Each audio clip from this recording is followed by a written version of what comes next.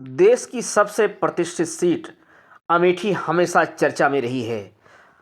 कभी राजा लाल माधव सिंह, राजा गुरदत्त सिंह की वीरता के लिए जानी जाती थी, तो 70 के दशक में नेहरू गांधी परिवार की कर्मभूमि होने से अमेठी की चर्चा विश्व पटल पर होने लगी।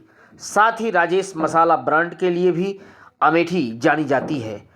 आज केंद्रीय मंत्री स्मृति ईरानी के क्षेत्र के रूप में अमेठी की पहचान है। चुनाव कोई भी हो, अमेठी चर्चा में आ जाती है। नगर निकाय के चुनाव का घमासान अमेठी में जारी है। सभी दल अपनी अपनी जीत का दावा कर रहे हैं। इतिहास गवाह है कि यहाँ मुकाबला भाजपा, कांग्रेस, सपा में ही रहा है। अमेठी में भाजपा और सपा में आमने सामने की टक्कर है, तो गौरीगंज में त्रिकोणीय मुकाबला है। चुनाव के संबंध में आज भाजपा नेता राजेश मसाला ने मीडिया को जानकारी दी। भैया, निकाय चुनाव चल रहा है और भारतीय जनता पार्टी सभी चारों सीटों पर बड़ी मजबूती से लड़ रही है, क्या कहेंगे आप इसमें?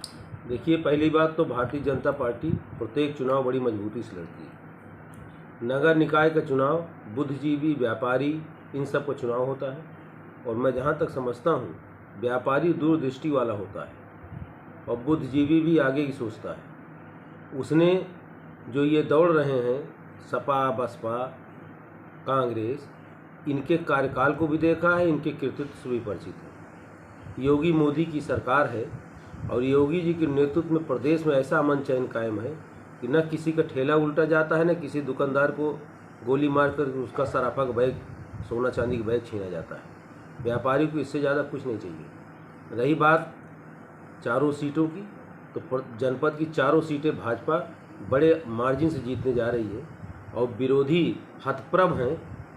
मोदी, योगी और दीदी स्मृति ईरानी का जो काम यहाँ है वो लोगों के सर चढ़ के बोलना है और इससे हतप्रभ हैं कि कैसे इतना समर्थन आ रहा है। समर्थन काम से आता है साहब, वो दिखाई पड़ता है, वो दिख रहा है।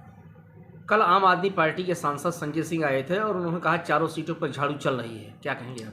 बिल्कुल झाड़ू चल रही है, सही बात है। झाड़ू वैसे चल रही है जैसे उनके वोट पे झाड़ू चलनी चाहिए, वैसे चलेगी।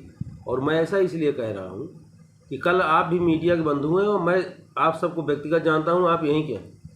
उनकी पूरी भीड़ में 80% नॉन वोटर था और कल ही भारतीय जनता पार्टी के भी एक रोड शो हुआ था जिसमें 100% यहीं का वोटर और मतदाता था, जिसकी संख्या 1000 में थी।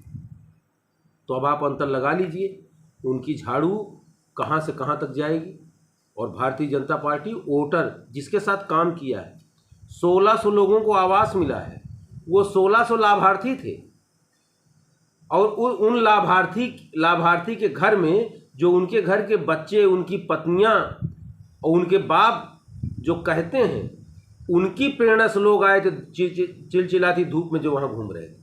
तो मैं ये दावे के साथ कह सकता हूँ कि भारतीय जनता पार्टी स्पष्ट बहुमत के साथ चुनाव जीतने जा रही है।